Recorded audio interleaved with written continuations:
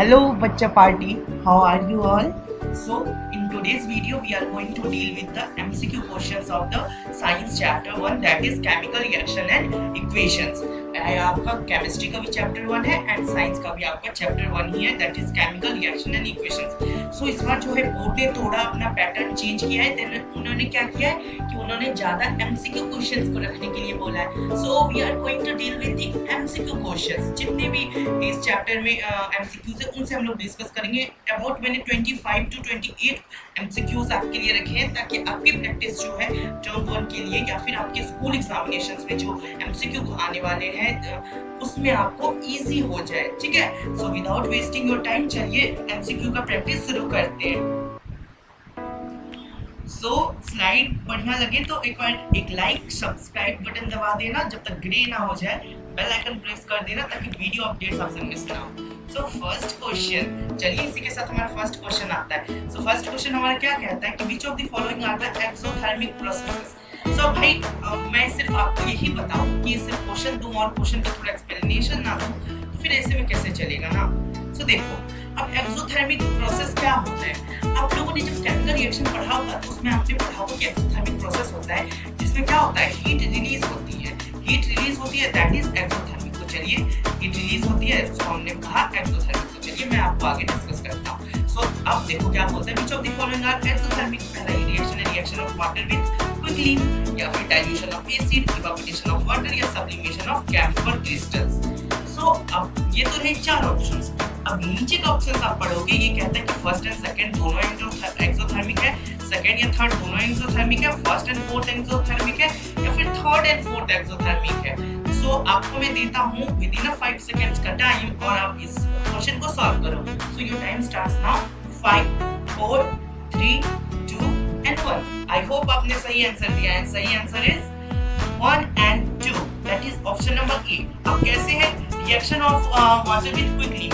आपको पता है कि क्विकलिंग क्या होता है ना। क्विकलिंग आपको पता है क्या होता है, वो होता है हमारा CaO, है ना, CaO। ये किसके साथ रिएक्ट कर रहा है, H2O के साथ ना। तो यहाँ पे क्या होगा, बहुत ज्यादा एक्सप्लोजन होगा और ये क्या करेगा, रिएक्ट करके बहुत ज्यादा हीट प्रोड्यूस करेगा। So that's why. Next thing क्या बोलता है, second number dilution of acid. अब जब एसिड को डाइल्यूट करते हो तो उससे एक लार्ज अमाउंट ऑफ हीट निकल के आता है। सो डाइल्यूशन ऑफ एसिड भी इसी के साथ आपका क्या हो गया, एक्सोथर्मिक प्रोसेस, क्योंकि इसमें बहुत ज्यादा हीट रिलीज होती है। चलिए next question. Next question says that, एक आपके पास शायद केस स्टडी है। बोलता है एक teacher give the 2 test tubes to the students, one containing water and the other containing sodium hydroxide. She asks them to identify the test tube containing sodium hydroxide solution. Which of the following can be used for the identification? बोल रहा है कि एक teacher ने 2 test tube दिए students को और एक में कंटेन था वाटर और अदर में था एक सोडियम हाइड्रोक्साइड NaOH सॉल्यूशन। सो उन्होंने पूछा कि आइडेंटिफाई करो टेस्ट ट्यूब में जिसमें सोडियम हाइड्रोक्साइड है और कौन सा वाटर है। सो ये बस पूछा गया यहाँ पे सोडियम हाइड्रोक्साइड कौन सा है। तो आप क्या करोगे, यहाँ पे कौन सा लोगे, ब्लू लिटमस लोगे, रेड लिटमस लोगे, सोडियम कार्बोनेट सॉल्यूशन लोगे या dilute hydrochloric acid. So your time starts now.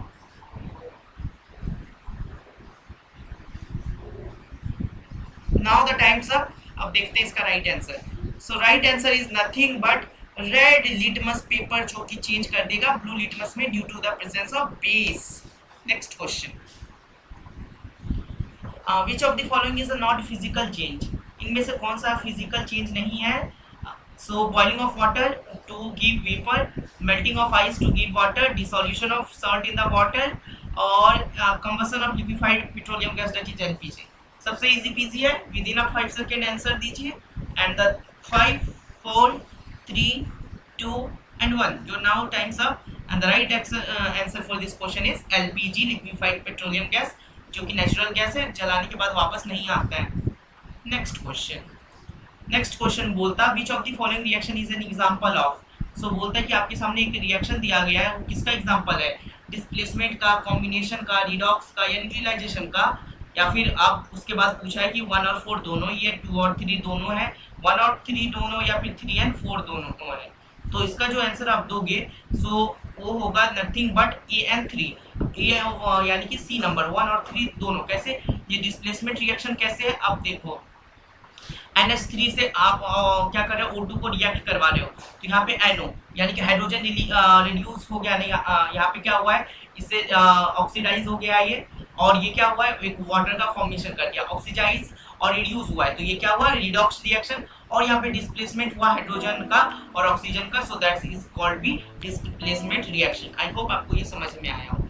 Next question हमारा क्या था कि which of the following is true for an unbalanced chemical reaction या फिर इक्वेशन। सो कौन सा एक जो है इसमें से ट्रू है अनबैलेंस्ड केमिकल इक्वेशन के लिए। ना फर्स्ट है number of atoms is equal on the both side, number of atoms in the less on the left side of equation, number of atoms is more on the right side of equation, या both B and सी। आपको मिलता है इसके लिए 5 seconds, so your time start within a second. So 5 4 3 2 and 1. So your now time's up, and the next answer is that D, both B and C, both B and C। अगर atom is sorry it's wrong answer, मैंने wrong दे दिया है, wait so it's wrong answer। the right answer is the number of atoms is equal on the what is which of it? So yes, so number of atoms is less on the left side of equation and the number of atoms is more on the right side of equation, both are the true। so ये answer आपका सही है, no, ठीक है, ये आपका answer सही है, गलत नहीं है। चलिए आगे, this answer will be C, that is both B and C. अब कैसे होता है ये मैं आपको एक्सप्लेन करूं, ये इसलिए है क्योंकि नंबर ऑफ एटम्स जो है वो लेस है लेफ्ट साइड में, तो ये अनबैलेंस है, या फिर अगर नंबर ऑफ एटम्स जो है मोर है राइट साइड में, तो भी ये अनबैलेंस है। सो दैट्स व्हाई ये आंसर बिल्कुल सही है, दैट्स वाज माय मिस्टेक। चलिए आगे, next question, which option denotes a double displacement reaction। कौन सा ऑप्शन इसमें से डिनोट करता है डबल डिस्प्लेसमेंट रिएक्शन को, A plus B plus C, या फिर A plus B will make C, AC plus BD will make AD plus BC, या फिर AC plus B will make AB plus C। I hope it will be very easy for you, so let's see answer within a second। so 5 4 3 2 and 1। so right answer for this question will be the nothing but AC plus BD will AD plus BC, क्योंकि यहाँ पे compound react करके ions अलग करके new product का formation कर रहे हैं। so that's so the next question बोलता है which among the following is are durable। कौन सा यहाँ पे से एक durable displacement reaction है। so durable displacement reaction double displacement reaction यहाँ पे कौन सा है आपका इनमें से, ठीक है, डबल डिस्प्लेसमेंट। अब डबल डिस्प्लेसमेंट होता क्या है, double displacement is a type of displacement reaction in which क्या होता है, आयंस अलग अलग होते हैं दो कंपाउंड्स रिएक्ट करके। आई होप कि आपको ये पता होगा। Option will be the 1 and 4, 2 only, या फिर 1 and 2, या फिर 3 and 4। so your time starts within a second। so 3 2 1 and the right answer for this question will be nothing but B, that is 2 only, because Na2SO4 sodium sulfate reacting with barium chloride forming barium sulfate plus NaCl, जहाँ पे compounds क्या हो रहे हैं, interchange कर रहे हैं new products में।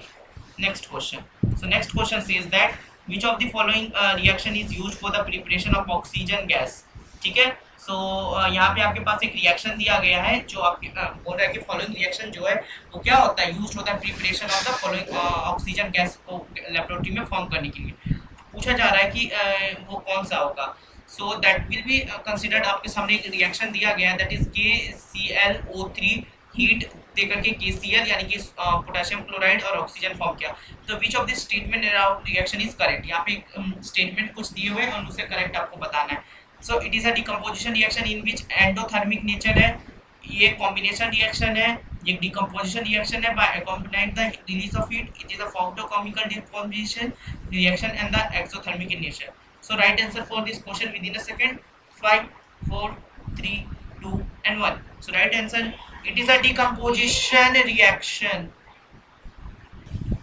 so what will be the right answer, it is nothing but it is decomposition reaction and the exothermic in nature, यानी कि हीट रिलीज हो रही है और यहाँ पे डिकम्पोज भी हो रहा है हीट देने के बाद। ठीक है, चलिए नेक्स्ट क्वेश्चन पे चलते हैं। Next question says that which of the following is not true. कौन सा एक स्टेटमेंट है जो नहीं ट्रू है respect to the neutralization reaction के फॉर्म से। तो न्यूट्रलाइजेशन में सॉल्ट फॉर्म होता है, neutralization occurs between acid and a base, reactive element displaces less reactive element, reactant are in the gaseous state. इसमें से कौन सा एक ट्रू नहीं है for the neutralization reaction. So your time start within a second. 5 4 3 2 and 1. So your now times is up and the right answer for this question will be nothing but it is reactants are in the gaseous state. हमेशा जरूरी नहीं हो कि reactant जो है gaseous state में ही हो. So ये जो ट्रू नहीं है अबाउट द न्यूट्रलाइजेशन रिएक्शन. ऐसे भी हम जानते हैं कि जब न्यूट्रलाइजेशन रिएक्शन होता है तो एसिड प्लस बेस मिलकर के सॉल्ट और वाटर का फॉर्मेशन करता है. So next question. Next question says that electrolysis of a water is a decomposition reaction. ठीक है, electrolysis of water जो है वो क्या है? Decomposition reaction. The mole of ratio hydrogen and the oxygen gas is liberated during the electrolysis. So आपको mole ratio बताना है हाइड्रोजन गैस और ऑक्सीजन गैस को जो लिबरेट होता है during the electrolysis of water. So 1:1 होता है या फिर 2:1 होता है, 4:1 होता है या 1:2. आपने ये बहुत अच्छे से पढ़ा होगा क्लास 9th में भी और क्लास 10th में भी. तो चलिए इसका आंसर देखते हैं विदिन 5 seconds. तो 5, 4, 3, 2 and 1. So right answer for this question will be nothing but the answer 2:1. 2:1 के रेशियो में रहता है जब mole of hydrogen and oxygen liberated during the electrolysis of water. Electrolysis क्या होता है? Decomposition due to the using of electricity. Next question. Next question says that nothing but combustion reaction are always exothermic, endothermic, sometime exothermic या फिर both A and B. So your time starts within a second now. So 5, 4, 3, 2 and 1. So right answer for this question is nothing but that is exothermic. So combustion reaction are always exothermic. Heat will be released in always exothermic processes. ठीक है, exothermic process में हमेशा क्या होगा? Heat निकल के आएगा आपके पास. नेक्स्ट क्वेश्चन बोलता question number 12 that is barium chloride on reacting with ammonium sulphate. जो बेरियम क्लोराइड है रिएक्ट कर रहा है अमोनियम सल्फेट के साथ, फॉर्म कर रहा है barium sulphate and ammonium chloride. Barium sulphate और अमोनियम क्लोराइड का फॉर्म कर रहा है. Which of the following correctly represent the type of reaction involved? अब आपसे रिएक्शन पूछा गया है और उसके लिए आपको 4 रिएक्शन यहाँ पे दिए गए. उसके बाद कुछ और बातें बोली गई. That is displacement, precipitation, combination या डबल डिस्प्लेसमेंट रिएक्शन है. अब ध्यान से सुनना, ये सिर्फ फर्स्ट होगा या सेकंड होगा सिर्फ, या फिर फोर्थ होगा या फिर सेकंड एंड फोर्थ दोनों होगा. ये जो रिएक्शन आपके पास दिया गया BaCl2 with ammonium sulphate NH3SO4 के साथ रिएक्ट कर रहा है तो बेरियम सल्फेट और अमोनियम क्लोराइड का फॉर्म कर रहा है. सो वो रिप्रेजेंट किस रिएक्शन को इन्वॉल्व करता है? सो दैट्स व्हाई आपका टाइम स्टार्ट होता है within a second. So 5, 4, 3, 2 and 1. Okay, so right answer for this question is nothing but answer D, both second and fourth. ये यानी कि आपका प्रेसिपिटेशन रिएक्शन है और डबल डिस्प्लेसमेंट रिएक्शन दोनों है. व्हाइट कलर का पीपीटी यहाँ पे फॉर्म होता है. चलिए नेक्स्ट क्वेश्चन देखते हैं. Which one of the following processes involve a chemical reaction. कौन सा प्रोसेस है जो कि इन्वॉल्व करता है केमिकल रिएक्शन को? तो यहाँ पे storing of oxygen gas under pressure in the gas cylinder. ठीक है, स्टोर करना ऑक्सीजन को under the pressure in the gas cylinder, या फिर liquefaction of air, keeping petrol in China dish in open, या फिर heating copper wire in the presence of air at the high temperature. इनमें से कौन सा होगा सही आपको बताना है जो कि इन्वॉल्व करता है केमिकल रिएक्शन को. सो your time start within a second now. So 5, 4, 3, 2 and 1. So right answer for this question is nothing but that will be considered as D. Heating copper wire in the presence of air at the high temperature is called as nothing but chemical reaction involved. So without wasting any time, let's get next question. So next question says that in double displacement reaction between aqueous solution of potassium iodide, okay, and the aqueous lead nitrate. ठीक है, yellow precipitate form होता है lead iodide का. Very good, ये हमको पता है, NCERT का फेवरेट क्वेश्चन है. व्हाइल परफॉर्मिंग इस एक्टिविटी जो लीड नाइट्रेट जो है नहीं अवेलेबल है तो कौन सा यहाँ पे से प्लेस कर सकते हैं लीड नाइट्रेट की जगह में? सो आपके पास दिया गया लीड सल्फेट जो कि सॉल्युबल है, लीड एसीटेट, पोटेशियम सल्फेट या फिर अमोनियम नाइट्रेट. तो your time will be start as within 5 seconds. So 5, 4, 3, 2 and 1. So more 5 seconds. 5, 4, 3, 2 and 1. So your right answer will be of this question will be considered as B, lead acetate. We can use in the in presence of lead nitrate. So next question within a second. So our page has been turned and the next question arises that which of the following chemical equations are observations represent the current state of reactions and the products involved at the reaction temperature. वो line में से जो है कौन सा chemical equation जो कि abbreviations है represent the correct statement reaction produce involve at the reaction temperature, abbreviation के बारे में पूछ रहा है। सो ये क्या H2 + O2 H2O है या फिर H2 + O2 वो 2H2O, यानी कि आपको ये इसमें से बताना है कि कौन सा जो है एकदम करेक्ट है। सो आपको with in a second time मिलता है। सो that is 4 5 5 4 3 2 and 1. So your time's up now. So the right answer is D, 2H2 + O2 is 2H2O. That is in the the right answer. Okay, so this will be considered as right answer. Sorry friends, here is then mistake arises that about the abbreviation, the correct answer will be only D. So next question.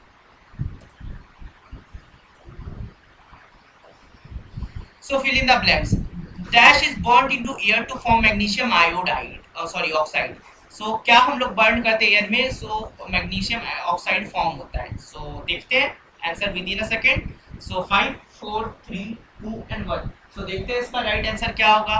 So nothing but magnesium को burn करेंगे तो magnesium oxide magnesium ribbon को burn करने के बाद मिलता है। Next question, respiration is an dash reaction, सबको पता है that is with in a 5 seconds 4 3 2 and 1. So right answer for this question will be nothing but exothermic process. So exothermic होगा respiration. Next question. Next question says that before burning in air, magnesium ribbon to be cleaned by rubbing sandpaper. पहले जलाने से पहले magnesium ribbon को sandpaper से साफ करते हैं। क्यों? मैग्नीशियम सरफेस को शाइनियर बनाने के लिए, लेयर रिमूव करने के लिए मैग्नीशियम ऑक्साइड का, that is B number. That is C बोल रहा है कि remove the layer of the magnesium carbonate का जो है रिबन सरफेस पे से, या फिर remove the moisture from the ribbon surface. So your time start within a seconds now.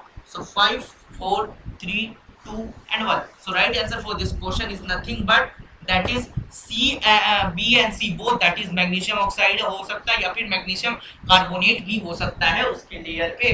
सो अगर आप मैग्नीशियम ऑक्साइड भी सिर्फ लिखते हो तो सही है, या फिर सिर्फ मैग्नीशियम कार्बोनेट भी लिखते हो तो बिल्कुल सही है, लेकिन आपके एनसीईआरटी में ऑक्साइड दिया गया है जनरली। मैंने आपको दोनों बता दिया है। So next question, next question, in a chemical reaction between sulfuric acid and the barium chloride solution of the white precipitates form are of, होता है केमिकल रिएक्शन जो कि सल्फ्यूरिक एसिड और बेरियम क्लोराइड के बीच में होता है, उसमें व्हाइट प्रेसिपिटेट फॉर्म होता है किसका? Hydrochloric acid, barium sulphate, chlorine या sulphur. So your time start within a second. So now 5 4 3 2 and 1. So right answer for this question will be nothing but that is barium sulphate. सबको पता है barium sulphate का ही होता है आपका white PPT, है ना? बेरियम सल्फेट का होता है आपके पास white PPT. PPT dot is what? Nothing but barium sulphate. That is nothing but precipitate, and the white PPT is barium sulfate. So next question, respiration process during which glucose undergoes slow combustion by the combining with oxygen in the cells of our body to produce energy is a kind of, बोलता है कि respiration process है जिसमें जो है glucose जो है जल जाता है using the oxygen, so to produce what energy. सो वो कौन सा एक टाइप ऑफ प्रोसेस होगा? एक्सोथर्मिक है, एंडो है, रिवर्सिबल है या फिर फिजिकल है? So your time starts within a second. Now 5 4 3 2 and 1. So right answer for this question will be nothing but exothermic process. Heat release होती है वहाँ पे और एनर्जी के फॉर्म में आपको वो मिलती है। Next question, so our next question says that neutralization reaction between acid and a base is a type of neutralization reaction जो होता है किसके बीच में? एसिड के बीच में और बेस के बीच में। वो क्या है? डबल डिस्प्लेसमेंट रिएक्शन है, डिस्प्लेसमेंट है, एडिशन रिएक्शन है या फिर डिकम्पोजिशन रिएक्शन है? ये चारों में से सही आंसर एक है आपके लिए, neutralisation reaction between acid and base. So आप मेरे को दो इसका जल्दी से आंसर। सो मैं आपको देता हूँ 5 सेकेंड्स। तो your time starts now. So your time's up. The right answer for this question is the nothing but double displacement reaction, acid base double displacement reaction. Next thing, so next question for this session is that which of the following gases is used in the storage of the oil containing foods for a long time? कौन सा gas जो है use किया जाता है storage of fat containing oil foods में ज्यादा समय तक? वो कार्बन डाइऑक्साइड होता है, नाइट्रोजन गैस होता है, ऑक्सीजन या फिर neon. Time starts now. 5 4 3 2 and 1. So right answer for this question is nothing but nitrogen gas का हम लोग यूज करते हैं ज्यादा समय तक उसको रखने के लिए। चिप्स वगैरह के पैकेट में भी नाइट्रोजन गैस का यूज होता है। सो हम लोग को नहीं बोलना चाहिए कि उन्होंने ज्यादा हवा भर के रखा है। नेक्स्ट क्वेश्चन, स्लाइड अच्छी लगी है, क्वेश्चन अच्छे लगे हैं, मैं अच्छा लगा हूं तो लाइक सब्सक्राइब एंड शेयर जरूर करो वीडियो को। Next question, the ferrous surface is heated strongly and undergoes decomposition reaction to form ferric oxide as a main product accompanied by the change in color form। क्या बोल रहा है, ferrous sulphate जो है heat किया गया strongly और वो अंडरगो गया है एक डिकम्पोजिशन का टू फॉर्म किस चीज का, फेरिक ऑक्साइड का। सो जो मेन प्रोडक्ट accompanied होगा वो क्या होगा, blue to green, green to blue colour change हो जाएगा, ग्रीन टू ब्राउन या फिर green to yellow. Time starts within a second, 5 4 3 2 and 1। So right answer for this question is nothing but that is green to brown. ये है ना ferrous sulphate का जो है वो क्या होता है, green to brown. Next question, all the methods mentioned the below using the prevent the food getting rancid except। आपके पास कुछ मेथड दिए गए हैं, उनमें से सारे लगभग रेंसिड को बचाने के लिए एक्सेप्शन क्या होगा। Storage of food into the airtight container, storage of the food in the refrigerator, keeping always the food in the clean and covered containers, always touching with food with the clean hands. So right, आपके पास है ये का 1 और 2 या फिर 1 और 3, 1 3 and 4 या फिर 3 and 4 only। So the right answer for this question with in 5 seconds। So 5 4 3 2 and 1। so right answer for this question is nothing but 3 and 4 both। हम लोग हमेशा क्लीन और कवर्ड कंटेनर में रखते हैं, लेकिन वो ज़्यादा समय तक नहीं रह सकता, और अगर साफ हाथ से भी बार बार छूते हैं तो वो रेंसिड हो ही जाएगा। Next question, so next question says that nothing but it is necessary to balance a chemical reaction to satisfy the law of my favorite question, that is first option, conservation of momentum, conservation of motion, conservation of energy, conservation of mass। A B C D क्या होगा answer, जल्दी दीजिए, within a 2 second 2 1। so right answer for this question will be considered as nothing but conservation of mass। आपको अगर time कम लग रहा है तो you can pause the video। next question, so next question जो आप यहीं पे हमारा सेशन एंड होता है। So thanks for watching this video and if you like the video please do like subscribe and share this video with your friends and so we get more love from you। So till then, take care and bye।